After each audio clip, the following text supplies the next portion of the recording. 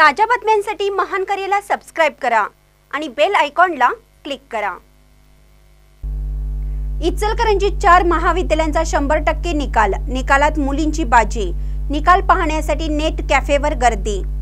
राज्य उच्च माध्यमिक शिक्षण मंडळाच्या वतीने गुरुवारी जाहीर झालेल्या 12वी परीक्षेच्या निकालात शहरातील 4 ज्युनियर कॉलेजनी 100% निकालाची परंपरा कायम राखली। Ichalkaranji high school and junior college, national high school and junior college, bishop's English school आणि unique high school and junior college या 4 शाळांचा यामध्ये समावेश आहे। निकाल जाहीर होताच तो पाहण्यासाठी शहरातील सर्वच नेट कॅफेवर विद्यार्थी व पालकांनी गर्दी उसळली होती। दुपारी 1 वाजल्यानंतर इंटरनेटवर निकाल जाहीर होणार असल्याने सकाळपासून सर्वांना हुरहुर लागली होती। निकाल पाहण्यासाठी सर्वच नेट कॅफेच्या ठिकाणी पालकांसह विद्यार्थ्यांनी गर्दी केली होती। तसेच मोबाईलवरही निकाल पाहिला जात होता। निकालानंतर काही ठिकाणी खुशी तर काही ठिकाणी गम असं चित्र पाहायला मिळत होतं। शहरात 100% निकालाची परंपरा कायम राखणाऱ्या तसेच उज्ज्वल यश मिळवणाऱ्या महाविद्यालयांच्या आवारात निकाल जाहीर होताच आनंदोत्सव साजरा करण्यात आला।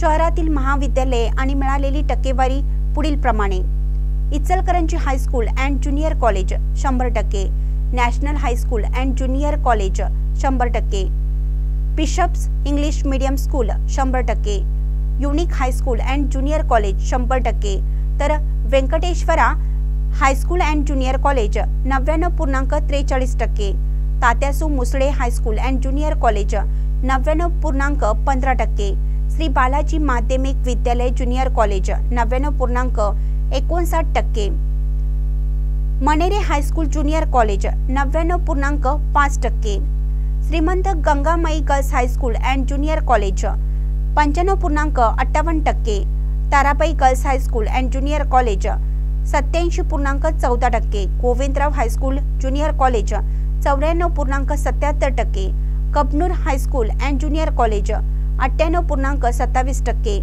अक्काताई रामगोंडा पाटील महाविद्यालय 97.71%, girls high school junior college of commerce 93.2%, Mayur girls high school and junior college 80%, Dattajirao Kadam ASP college 85.37%, Ratnadeep high school and junior college 86%, the new high school and junior college 89.72%, night college arts and commerce 77.27%, Vyankatrao high school and junior college 99.48%। यामध्ये 10 महाविद्यालयांनी 90% अधिक तर 6 महाविद्यालयांनी 90% कमी टक्केवारी मिळवली आहे। महानकरी न्यूजसाठी सुभाष भस्मे, इचलकरंजी।